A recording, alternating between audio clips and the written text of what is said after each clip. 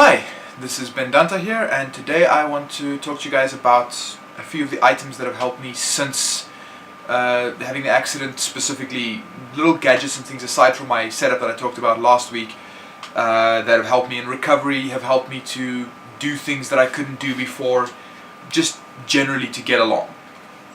I'm going to talk about them in order that I got them. The first thing, right after I got out of hospital, my wife got me this keyboard, which just enabled me to work on the computer while I couldn't do anything with my hand, while I hadn't yet created a new mouse or figured out a way to use the mouse with this hand. So this is just one of your little wireless keyboards. What's particularly nice about this one is it has a little trackpad on top of it, so its mouse movement is easy. I could even, while my hand was still in bandages, I could still use my thumb to use it. I could, play games a little while I was resting, or work on the computer, or whatever the case was, just with this. That was very helpful. Then we went to the physiotherapist, the what are they called, occupational therapist, and they started helping me within the first just a week and a half that I was in the hospital. My forearm muscles here shortened to the point where I couldn't lift my hand past that point. It would rest about there, and I couldn't physically pull it back any further. So they made this thing for me. It's made of this fantastic plastic stuff. You heat it up a little bit and it becomes see-through and soft and malleable. And then you stick it onto whatever you need, and as it cools off, it solidifies. What this thing basically did was you strap it on like that. You tighten these straps like that. I'm not going to tighten both of them completely. And it would put pressure on the hand to push my hand backwards and stretch the muscles. I think it took about 2 weeks to a month to get full mobility back in my hand. They also advised me to keep on moving my thumb as much as possible, even while I was in the bandages, to ensure that I didn't lose mobility in the thumb, especially since its position is now shifted and I have to learn what it can do now. The most important advice they gave me there, though, was we can do stretches, we can do exercises to desensitize your hand, to convince your hand that this palm skin is now the back of your hand. The most important thing you can do is just do things with your hand. Don't hold back. Obviously be careful, don't hurt yourself, but don't restrict yourself from using the hand and hope that the exercises are going to help first. Just living life is what has made the biggest difference. The next thing we made this one ourselves with a little bit of help from the physiotherapist with the plastic.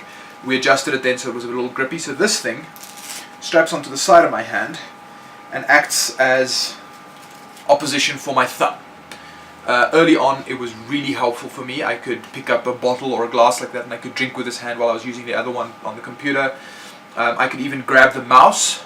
Very early on, what we had instead of my foot clicker was we had a second keyboard on the floor with all the keys removed and just two left with little cardboard pedals on them.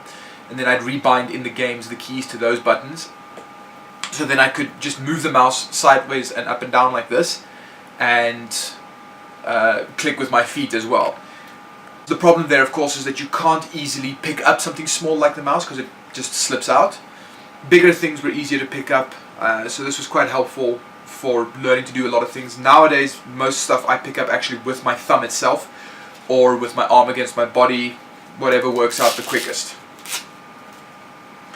And then the final thing, and probably the one that's helped me the most, is my wife crocheted this for me. It's literally just a little glove.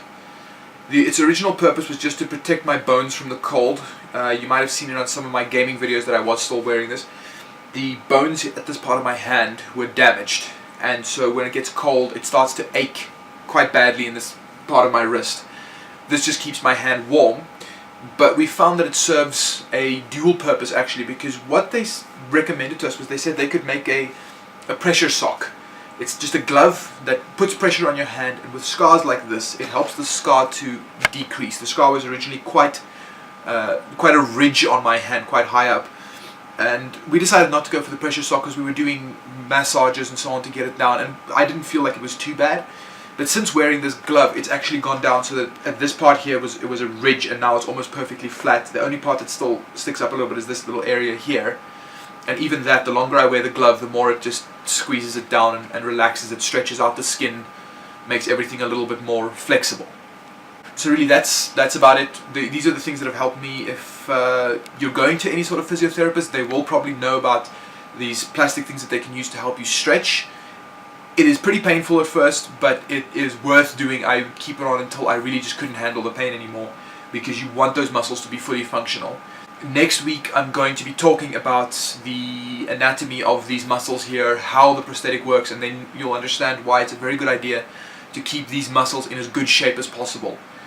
Again, the best advice they gave me was just keep doing things, keep living your life. The more stuff you do, the quicker your body adapts. The more your body experiences, the quicker it can learn what it can do and figure out new ways to do things. I've learned in time that I can actually move this thumb where most people wouldn't be able to, because the hand isn't in the way, which means that I can grab things just like that reasonably well. I can pick stuff up without the help of the other hand, and that's something that I just learned as I was going along. Most important thing, keep doing what you got to do. Ask your physiotherapist about any tools that they have to help you get back normal functionality, and in some cases there are gadgets available, there are tools available that you can use to bypass the fact that you might not have fingers or you might not have a hand anymore. If you like what I'm trying to do here, please consider subscribing to my channel, or go over to my Patreon and donate there. The link will be in the description. And if you've got any questions, drop them in the comments below. Thanks, have a great day, cheers.